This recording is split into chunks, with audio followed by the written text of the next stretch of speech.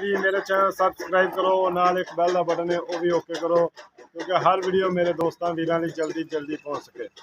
दोस्तों माशाल्लाह इस दोस्तों की वैड़ लैके आए हैं, दूसरिया मालक नाल गल्लां होंदियां, केड़ी नस्ल है, की इहदा हिसाब किताब है, किनवें सूबे वैड़ माशाल्लाह खूबसूरत है माशाल्लाह। वैड़ देखो दोस्तों, चंगा कद वैड़ दा माशाल्लाह, वेल चंगी, कद चंगा, थन बड़ा प्यारा लग्या वैड़ नूं। बहाना माशाल्लाह थब्बियां दा बनाई जा रही है, ये 10 तो 15 दिन लै जाएगी। मालक तो पुछांगे मजीद माशाल्लाह नस्ली वैड़ है। थन वेखो कमाल दा लग्या, गिट गिट दियां वंडां दे, और बहाना माशाल्लाह थब्बियां दा बनाई जा रही है। अजे वैड़ 10 दिन लै जाए, 15 दिन लै जाए, मालक तो पुछना अगों फड़ यार।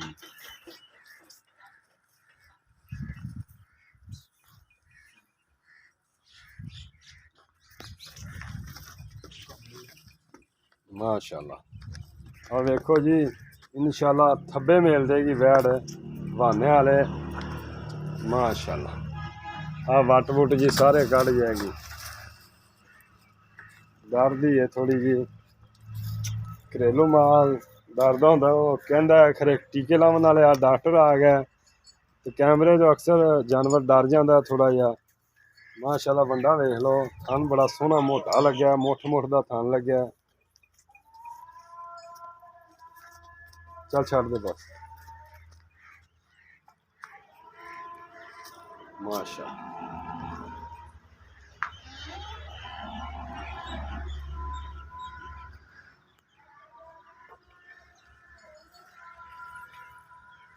मुंह तो किन्ने दंद है।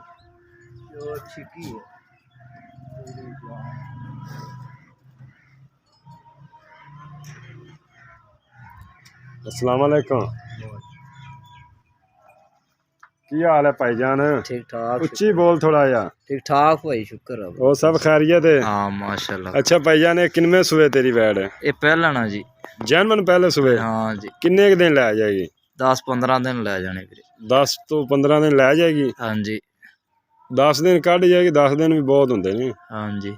अच्छा भाईजान, पहले सुबह केड़ी नस्ल केड़ी? ये वलैतन है जी। वलैतन क्रॉस के च? चोलिस्तानी। वलैती चोलिस्तानी क्रॉस है? हाँ जी। अच्छा भाईजान, ये फाइनल फाइनल प्यार मुहब्बत वाली गल डिमांड उन्नी करी किन्नी दे देनी? फाइनल जी गल करिए? हाँ जी फाइनल जी गल कर। 2,60,000 दी दे देंगे जी। 2,60,000 चो अगर कोई दोस्त प्यार मुहब्बत करावे थोड़ा बहुता?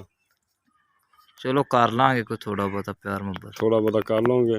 ठीक है, उम्मीद करने दोस्तों वीडियो पसंद आएगी। फ़ोन नंबर 0344 69 80 676, व्हाट्सएप ईमो बनी है 0306 96 19 664 है। थोड़े वीर दोस्त का नंबर है।